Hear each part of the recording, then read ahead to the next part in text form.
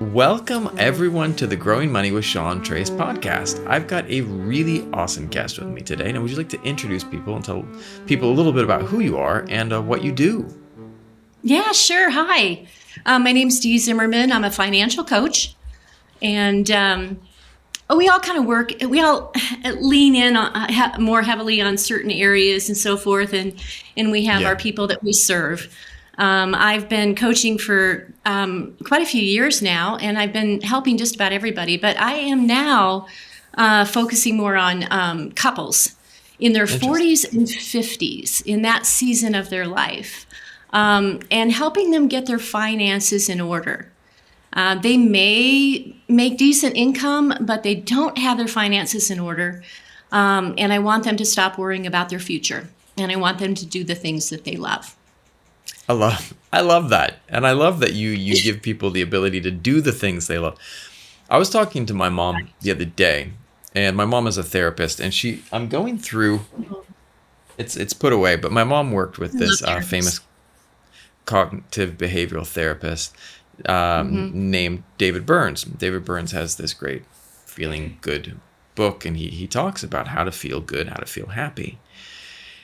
One of the things that I was talking to my mom about, which is something that I've always seen, and it plays into the psychology of money, is that when I'm down, oftentimes I was correlating, and I started looking at patterns of when I didn't feel great about life.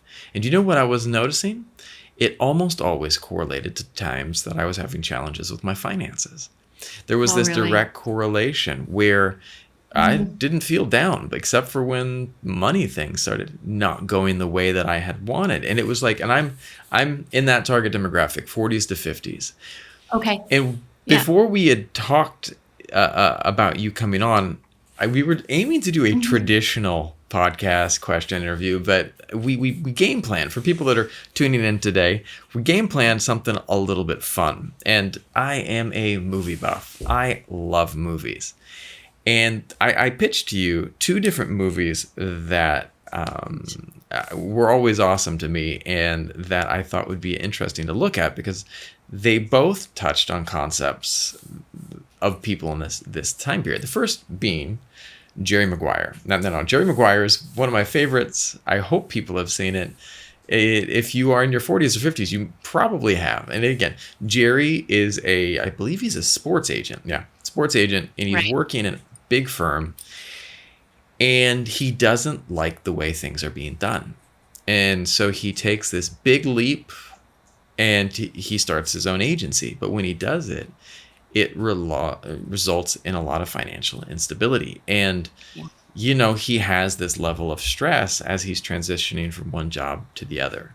What do you remember about Jerry Maguire? What are some of the things that you liked about that movie or that struck you when you watched it? The funny thing is when you brought up the movie, I thought, I haven't seen that one. So I told my husband we're going to watch it this weekend. Yeah. And then everything came flooding back. I had definitely seen it before. Yeah. Show me the money. Exactly. I'm going to tell you the thing that stuck out the most to me was, didn't he get sick on shrimp? I think so. I think so. Yeah. He got sick on shrimp. And that was, he looks back and goes, I was just sick on shrimp. But he had this sort of existential crisis. He had this, in the middle of the fever of being sick on the shrimp. Right. And he was like, no, we're mistreating, our people. And we're not serving the people that we're, that we're representing, that we're agents for. And we need to do this a whole lot differently. And so he wrote up this, like what, Sean, 25-page document or something like this? Like a manifesto.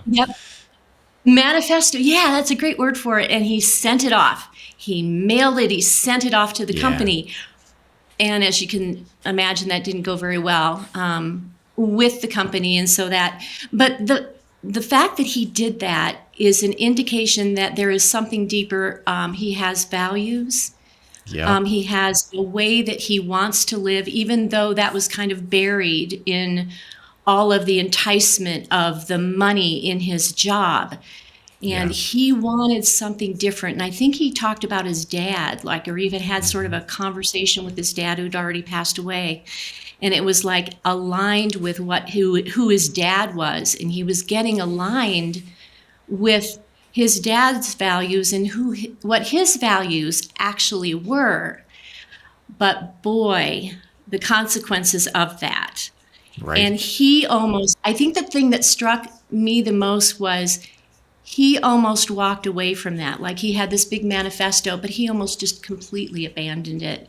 And Yeah. why? Because he was at financial risk now. Yeah. And it's a good And I point think the because, point in that, oh, go ahead, please yeah, go do. ahead. No, no, all you, all Oh, you. okay. Well, I think that the point in that is that um, the financial burdens that we have, the financial fears, the financial instability, you mentioned being, really getting depressed when there was always sort of a correlation with the money.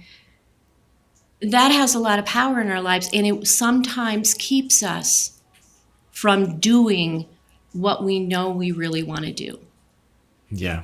from Well, doing which what's important to us. what's important is so true. And one of the things too, and the other movie that we were talking about was The Mhm. Pursuit of Happiness with Will Smith. Now this movie is also about these taking risks. And it's again about a person who has a set of values. The Chris Gardner was a real person left behind a struggling job for an unpaid internship with the possibility of something better down the road. The possibility that this could be the thing.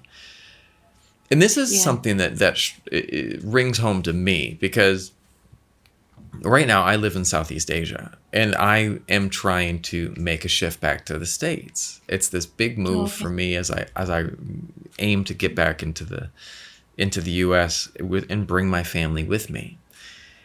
And I've been looking for different jobs and I've had a couple leads and they were in different cities that I didn't want to be in. And so I was like, I'm going to pass on that because I don't necessarily, that one's too cold.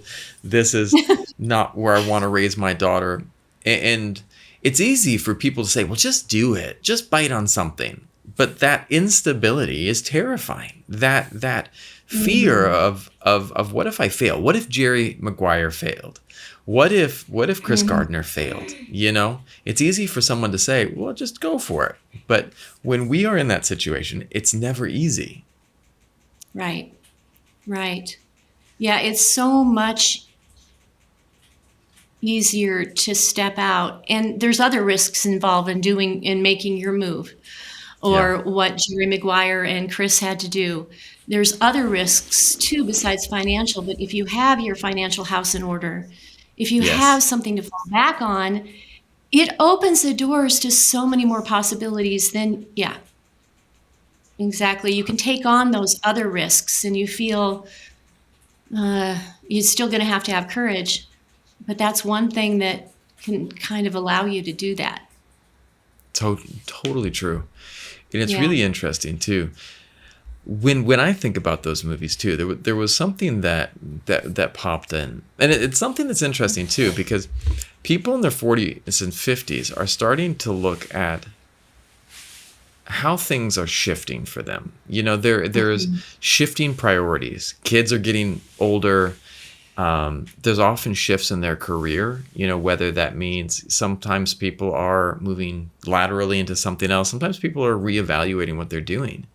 How can people in their 40s and 50s manage these shifts when they have a family and financial security to think about?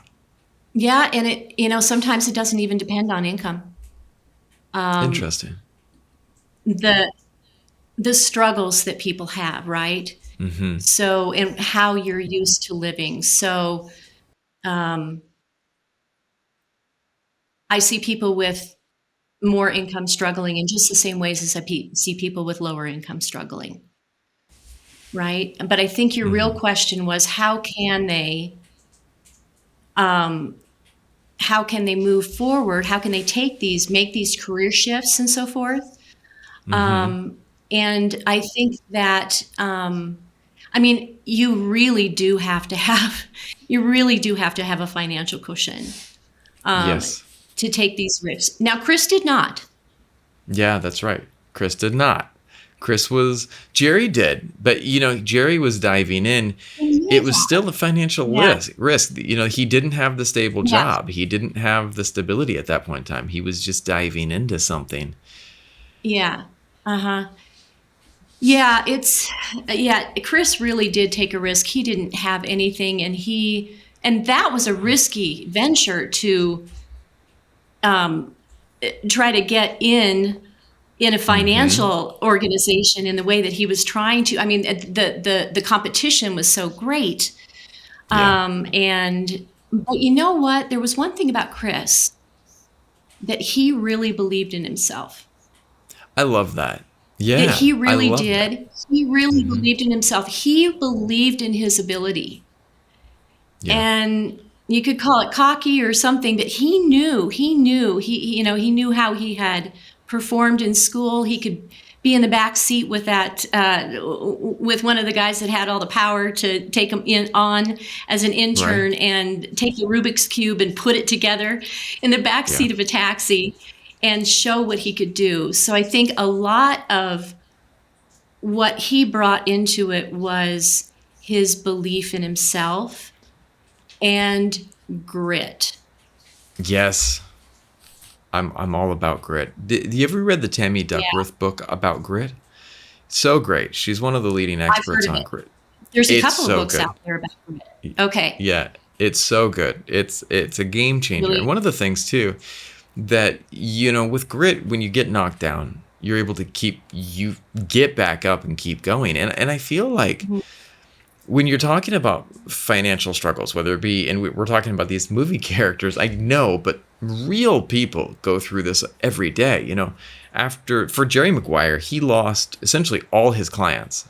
He's dealing with isolation, he's dealing with doubt, and he's relying on these two relationships. The one athlete that stuck with him, and then his one assistant who is Mhm. sticking with him for Mhm. emotional support, but he's really out there and he has to keep going because both of them are depending upon him. And for Yeah. Chris as well has, he's dealing with homelessness, he's raising his son, he's trying to hold on to his dream of financial stability. And it is a dream at this point in time. And it's like a distant dream.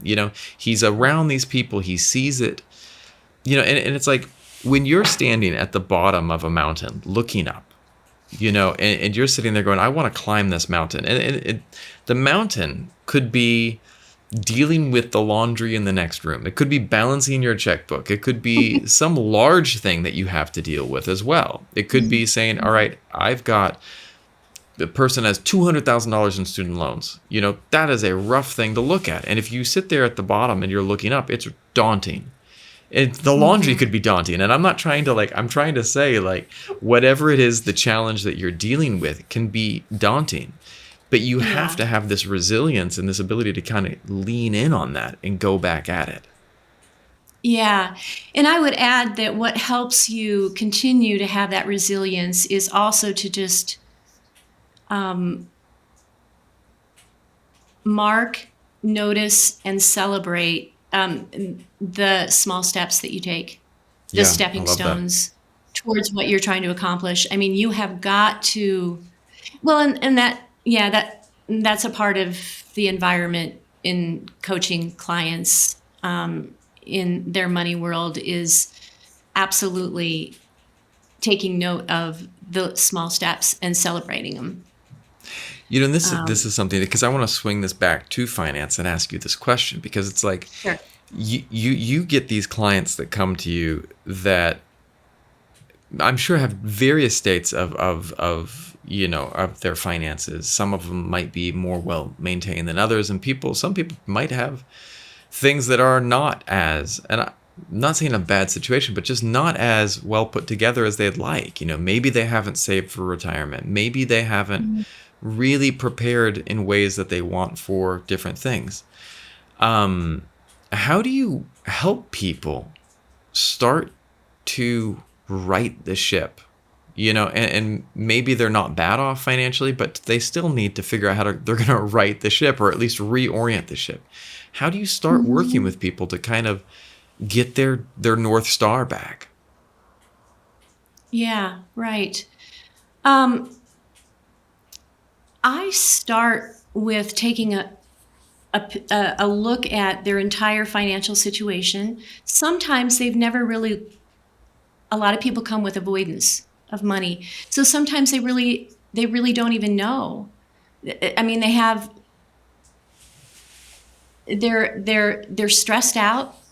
They know they're not getting traction with their financial goals. They know that if this is a couple, they know that their marriage is strained, that it's hard for them to talk about money. They easily get into fights, but they don't even know why. So I guess we started just taking an inventory of, we look at numbers. That's part of it. Where do the big pieces fall? But how do you feel about it? And what impact is it having on your life in lots of different ways? So I guess that's how we jump in at first, is we just really take inventory, emotional inventory and financial inventory, that sort of thing. And if it's a couple, and even if it's not, we absolutely talk about, one of the questions that I love the most, and I actually got this from a high-profile financial coach. His name is Ramit Sethi, and is always talking about, what is your rich life? I love that. Everybody always seems to respond. Yeah, they seem to respond to that question really well. It's like, oh, I get what you're asking. You're not asking that, I'm driving, what material things I'm going to have necessarily, but what is my rich life look like? So I would say that after taking inventory and just kind of really fleshing things out, we start talking about what their dreams are. What's important to them? What would a rich life look like for them? And it's going to be different from one person to the next. We all value things differently. We love certain things more than others. I wouldn't spend money on something that you might just really want to spend money on. I'm like, no, right? So we kind of, so we talk about that too. That's the beginning stuff, and that's kind of what you asked me. Boy, there's so much more. Right. But that's where we start. I think that it's always important to have a starting point, because if you are coming in, and I think like coming back to what I liked about going back to Jerry Maguire, right? Okay. In that movie, he's got one client. He's got one person. And his first point is he needs to make sure that guy gets paid. And sometimes it can be that simple. Sometimes it can be as simple as, what is your next point? There's this great story I'm always referencing about this guy who fell off this cliff, and when he fell down, he got really hurt. And it was like, as he climbed his way back out of this crevasse, he was ice climbing, he just focused on the next thing in front of him. And sometimes those little baby steps are so important. And I think that whatever it is that you're trying to accomplish, like, maybe it's not a baby step, but it's like, what is the next thing that you can do? Like for today, for me, my next step, I'm not the huge podcaster with a contract with Spotify or Sirius XM, FM getting played 100 million a year. Goodness gracious, I would love that, but I'm not there yet. Yeah. But that can be a goal that I can have. But for today, my goal was to get an episode done, edited, and posted. And that was it. You're singing my song. Yes, absolutely. And you're actually just taking me on to the next step, that I would probably start to work. I mean, after we've sort of looked at the big picture and we've talked about the big dreams, then we bring it back. And I mean, Sean, that is just absolutely the way that I approach my life too, is, we have a vision, but then we got to pull it back. And a great way of goal setting I have learned is to think about, start far out, start 20 years out, 10 years out, and then you bring it back down 5 years, 2 years, and so forth. So that's kind of what we're doing too, and what I think is really helpful for people. We want to kind of stretch those muscles and have you dreaming again, because you may not have been dreaming for quite a while because you've just been trying to take care of your family, raise your kids, do the right thing, have a job, bring home a paycheck, or have your own business. And it's been a grind, and you may have forgotten to think about those things out there.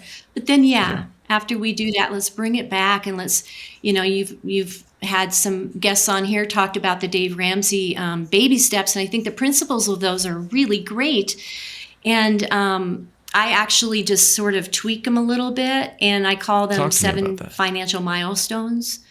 I love that. And they're just slightly different, but it's the same idea. They're actually broken down a little bit smaller for this objective, to be able to go, I did it. Mm-hmm. I accomplished this, and I can celebrate this now. And it just gives me momentum to move forward. I love that. Well, you just hit on 2 things that I love. First of all, I love the word milestone, because in and of itself, the idea is, I used to do running, not much anymore, but I used to do running when I was younger. We had a cross-country team at my school. Yeah. And I used to train with some of those guys that were on the team. And I remember once being out running, and it's really hard when you do long distance running, because you start zoning out, and it's such a long distance that it can feel monotonous, and it can feel like you're like, I really want to quit right now, because I don't know when I'm going to get. It's so easy to quit. Yeah, I don't know where I'm going to get anywhere, and I'm just like, all right, I'm done right now.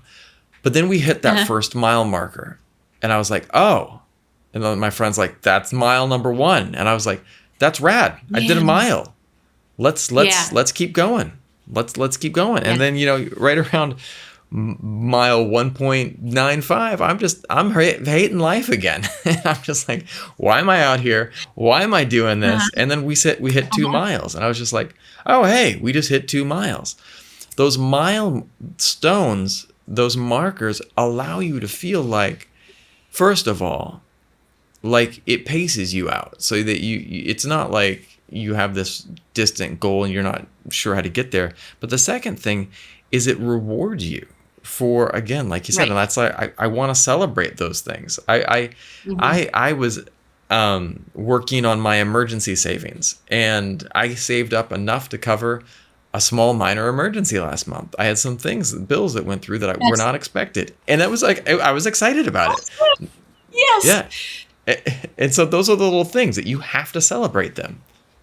Yeah. I paid down a student loan. I was so excited about that. I still have more to go, but that one down is a big deal. The more you can do around that, I think it just rewires your brain too, to celebrate and to reward. And you got to get creative with the rewards sometimes if you don't have, but yeah. It's so, the more you can do around that with the celebration. And if you've ever read BJ Fogg's Tiny Habits. I haven't, but I need to look that one up then. A lot of people have heard about James Clear, Atomic Habits. The Atomic Habits. Great.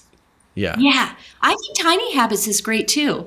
It's even more practical maybe, and breaks things down into really tiny habits, and how to anchor those habits to other things that already exist. And he is really big on celebrating. I was teaching a podcasting class at a university, and 1 or 2 of the students were like, I want to be a famous influencer. I want to be this. And I said, okay, I love that. I'm not going to rain on your parade.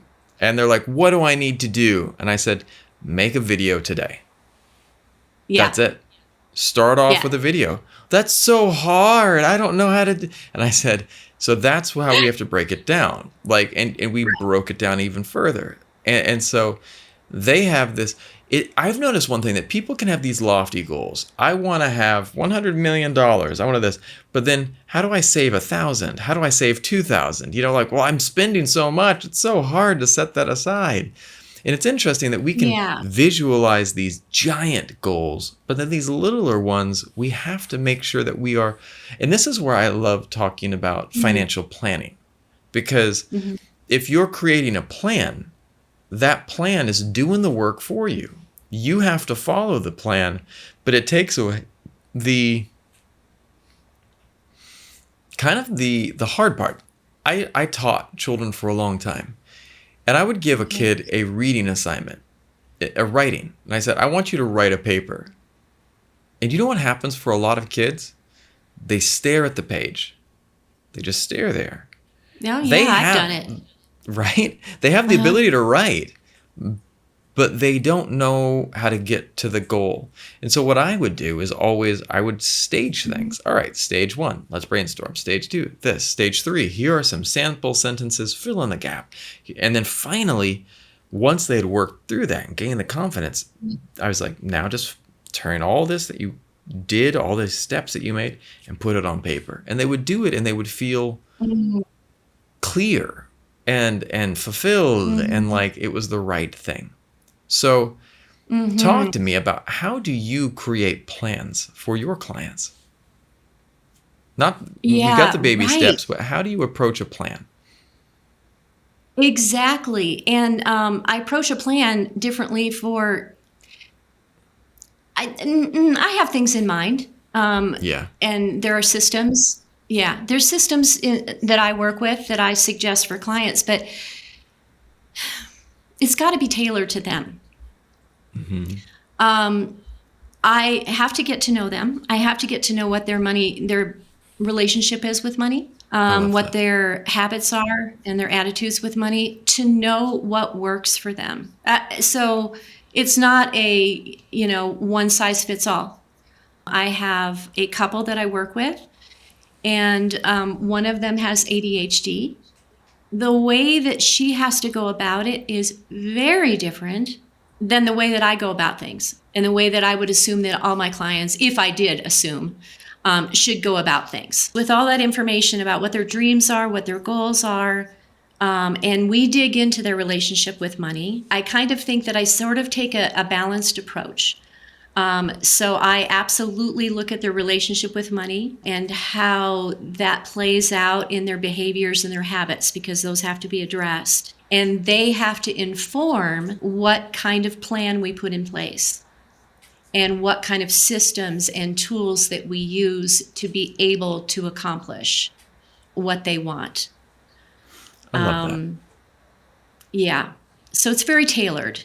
And I love doing that. I mean, that is just so fun, because everybody's so different. And I get to understand how other people's minds work, or how this couple works. And it's just creative. It's kind of a creative process. But yes, there have to be systems, and there have to be plans that we work through that maybe they've never been able to put into place, or they've tried, but they've never been able to stick to it. And we got to figure out why that is. Maybe it's not the right approach. Yeah. But it's a super important part, of financial success, right? Is to have some plans and systems. So I'm kind of, I'm on the practical side too. We look at the psychology of money, but then we also look at the real practical part too, to make it work, right, Sean? I mean, you probably have put something into place to be able to accomplish that awesome goal of having an emergency fund that you were able to tap into for something recently. Yeah. Something's working for you too. Starting to. Well, and I think one of the things that's working for me is like surrounding myself with people who can inspire me to do it. And I think that's one of the reasons I've been pushing into this podcast, is that I get to meet and I get to connect with and hear people who are doing it. This is one of the things that like is interesting for me, and in regards to the psychology of money. I think that you have to even be. Let's imagine that you grow. Do you remember the movie Cool Runnings? It was about the Jamaican bobsled team. And you're the movie buff, and I'm not. Yeah. It was interesting. It doesn't even matter. Okay. The story is interesting because what happened in Cool Runnings, and it's a true story. There were all of these Olympians in level athletes in Jamaica that were not able to make it into the running team. And they were dealing with this situation where they said, hey, what other sports could we go to? Well, we can't go to the Summer Olympics because we missed it. 4 years is a long time. And for an athlete, 4 years later, you might be too old. You might be out of your prime. So these guys were like, well, let's look at winter sports. Problem was, they're from Jamaica. There's no snow. And it was interesting because everyone around them said, you guys, snow, what are you doing? What are you even thinking? That's impossible.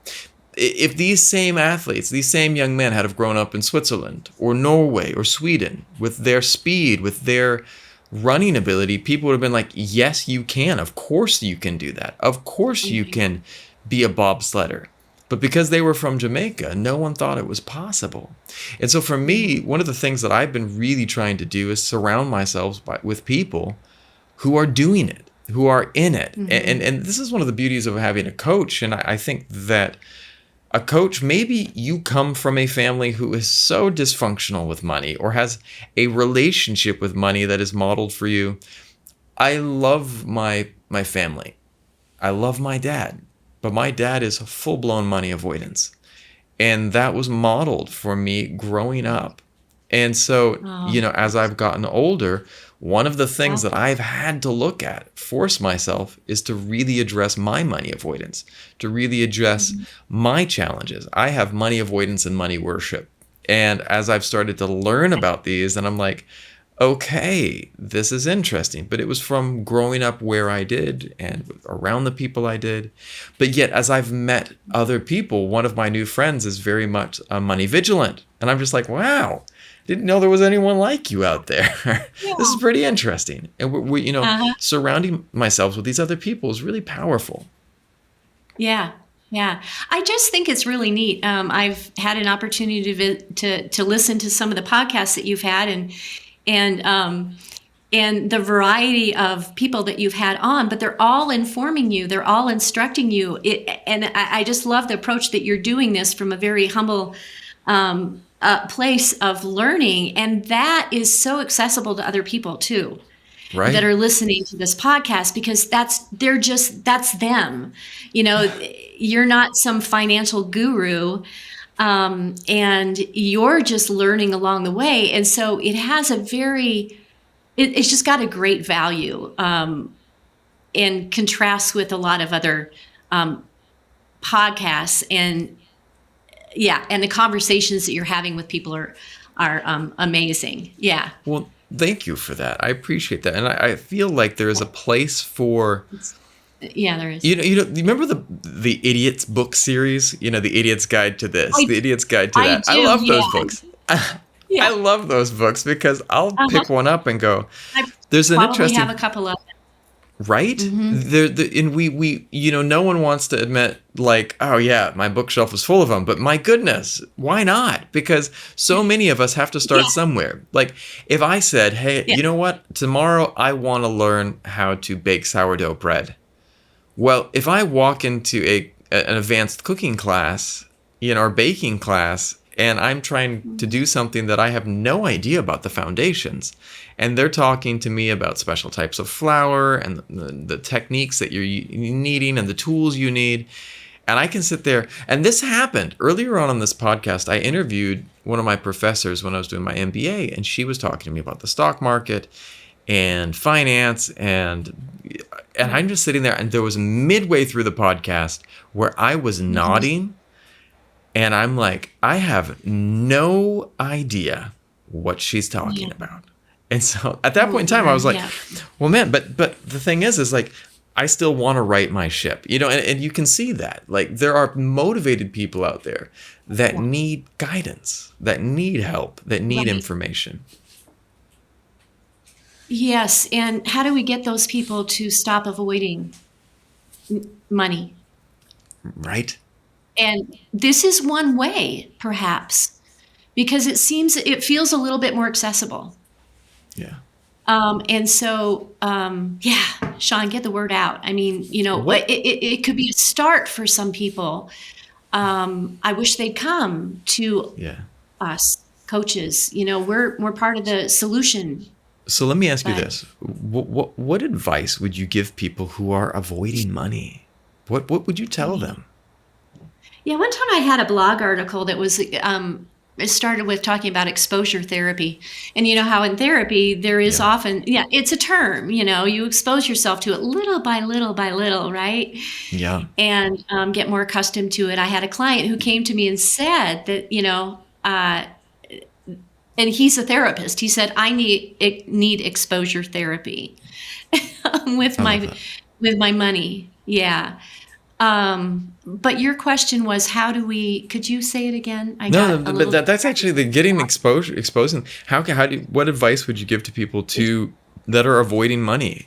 It seems like you're telling me Yeah. to start Talk. exposing themselves to it, to talk about it. Yeah. And I guess it's maybe a private subject, unfortunately, in our culture, maybe in others too. I think, So yeah, I think they need to start talking to their friends, I love start that. talking to their colleagues about money. Like it is a private subject, unfortunately. And so that would be a start, is to just start talking about it with the people that they already have in their family that they trust, maybe not their mom or dad or their, if there's weird I hear you. dynamics, Yeah, connections, but with people that would be safe just to at least talk. And absolutely, there's so many accessible books out there. There are podcasts like yours. Um, there's me. But it takes a right. while for people to come to coaches. It seems like they need to feel like I've tried everything else and I don't know what to do. They have to feel they're scared, the pain. Unfortunately, so much has happened and they're desperate. And that's when they finally come to a coach. Would it be great if they came sooner? Yes. Absolutely, because they did not get the education in financial literacy. And we can totally provide that. I think there's one thing that you're hitting on too. I think there's a level of embarrassment that people have. That's it. Yes.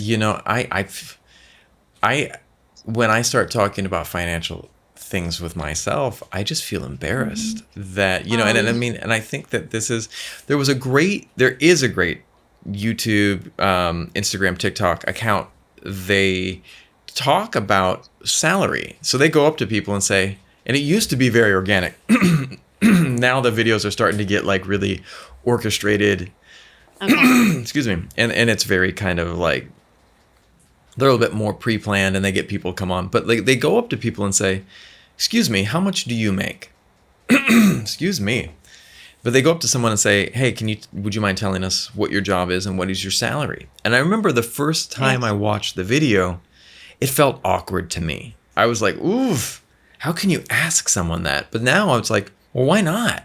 Right. Why not?" I've had Right. so many job interviews that I went up to someone and I said, "Hey, can you tell me the salary?" And they're like, "Yeah, we're not going to reveal that until we have a candidate further down the road." And I was like, "Well, why should I go through all these steps to find out, like what this job is and see if you Yeah. like me before I even know what you're willing?" And there, I feel like we Yeah. need this openness around We money, do. The shame, yeah, embarrassment, it even gets worse than that. It gets to be just real deep shame right? for some people. And yeah, I think it's sort of a measure of success. And so that's partly why it's a private subject. People wouldn't want to talk about their salaries. I don't know. I'll have to think about that some more, but it's just a great topic. And how do we get people to stop avoiding this? It really does need to be conversation that's comfortable and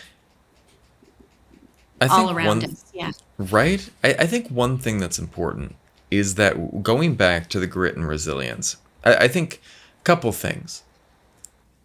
If someone came up to me and said, "Sean, I want you to talk to me about money," I'd be like, "Oh my God, ugh, really?" I mean, at least more before. Now I'm getting more open to it, and this podcast has been Yeah. therapeutic for me in that.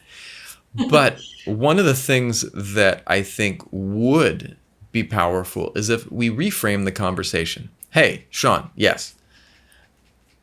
What are one of the things that you would really like in life? You know what? For me, I want financial freedom.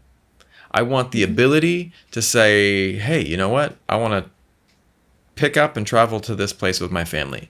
I want the financial freedom so that I can sit there and look at a job that is not fitting me, does not serve me, and say, you know what? I'm walking away from this. This is not what I want. Exactly.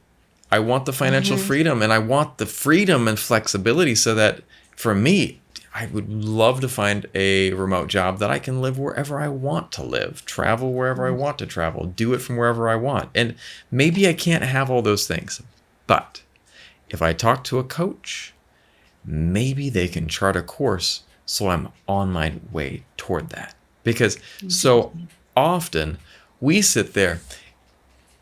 If I had something go out, like some problem on my motorcycle or my car, I love watching videos of my friend Tim. Tim sits there and he sees it as a challenge. He's like, I turn on YouTube, I see what are the pieces I need, and I do it.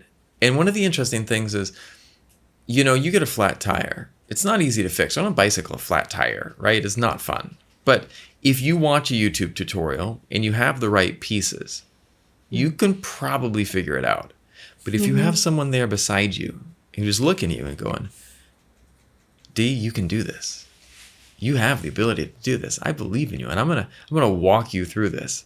And that's why I want to. The power of a coach is this person who can see your own potential even when you can't. Right. Yeah. Did you talk to someone else? I think maybe with using the illustration of a fitness coach, a personal trainer in the gym. I did.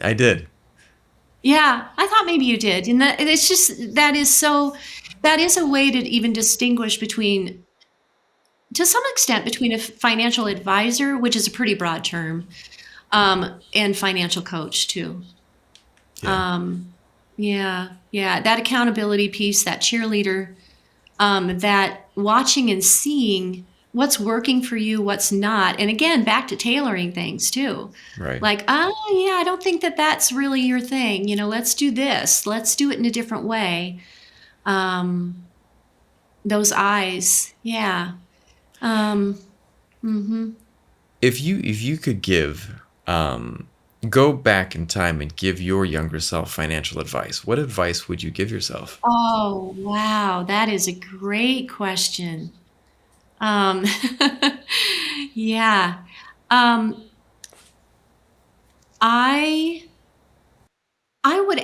would tell younger Dee to talk to her parents about what their money story has been. To Wow. not, I would probably, there's so much secrecy in my family, and there were some tough things that happened. I would ask their permission to share what they have gone through and what mistakes they've made and what they would perhaps suggest for me.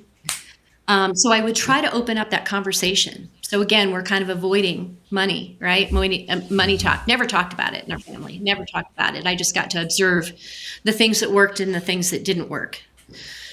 And I, of course, would tell myself to get the education that I need, to get the financial literacy that I need at a younger age. Now, I'm in this business because it's a natural inclination for me. I love it. And I loved learning, okay? But that didn't kick in until later. So there were lots of mistakes that were made beforehand. And Right. so I would tell myself to get the education that you need earlier on and start earlier with all of this. You're working on your goals now. I bet, Sean, that you wish that you had kind of started this exploration, this 100%. journey a lot earlier, right? Yeah, me too. 100%. Yeah, And me I too. think one of the things that I think for me though is I tell myself is that it's never too late. It's never too late to start. It's never too late to try something. It's never too late to go at something again. And I mean, even if it seems daunting, find a coach, find a person who can mentor you, who can take a snapshot and say, these are your finances. Wow, not a problem. Let's get you in a better place. Here's what we're going to do. Instill hope. We instill hope.